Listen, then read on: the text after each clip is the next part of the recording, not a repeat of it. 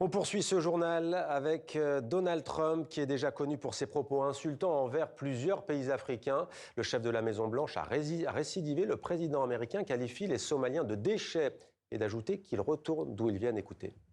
Je vais être honnête avec vous, d'accord? Quelqu'un a dit « Oh, ce n'est pas politiquement correct ». Je m'en fiche, je ne veux pas d'eux dans notre pays. Leur pays n'est pas bon pour une raison, leur pays est pourri. Et nous ne voulons pas d'eux dans notre pays. Je pourrais dire la même chose d'autres pays.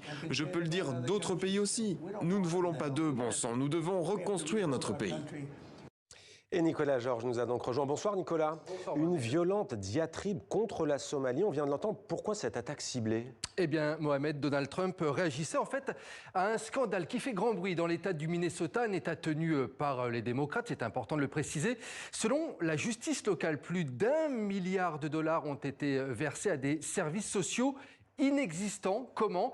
Eh bien, notamment par le biais de fausses factures. Des fausses factures émises par des Américains d'origine somalienne, d'où cette sortie très virulente de Donald Trump, Mohamed. Et Nicolas, les personnes originaires de Somalie qui bénéficient d'un statut particulier dans l'État du Minnesota. Absolument, elles bénéficient d'une protection juridique qui les protège d'une expulsion vers leur pays d'origine.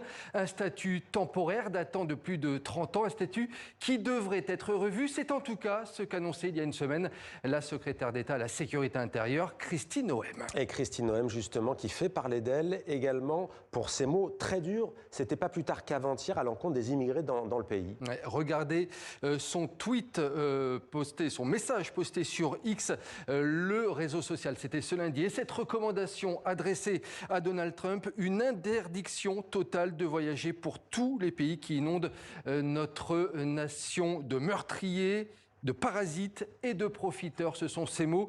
Un peu plus loin, elle parle d'envahisseurs étrangers. Nous n'en voulons pas un seul. Voilà ce que dit Kristi Noem. Il faut dire que depuis l'attaque à Washington contre 2 soldats de la garde nationale, eh bien, les autorités américaines multiplient les déclarations contre les migrants.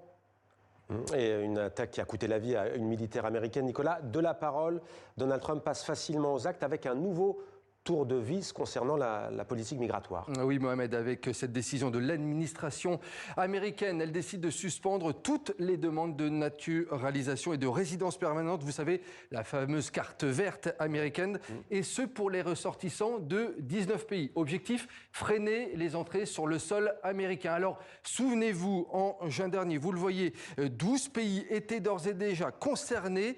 On peut citer l'Afghanistan, la Somalie, la République du Congo, Haïti ou encore l'Iran.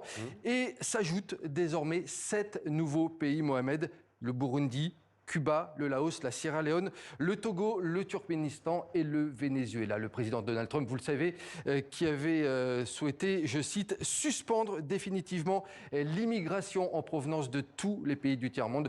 Lui qui a aussi érigé la lutte contre l'immigration clandestine en priorité absolue dans le pays. Merci beaucoup Nicolas pour ce point complet donc après ces déclarations et cette décision donc de Donald Trump.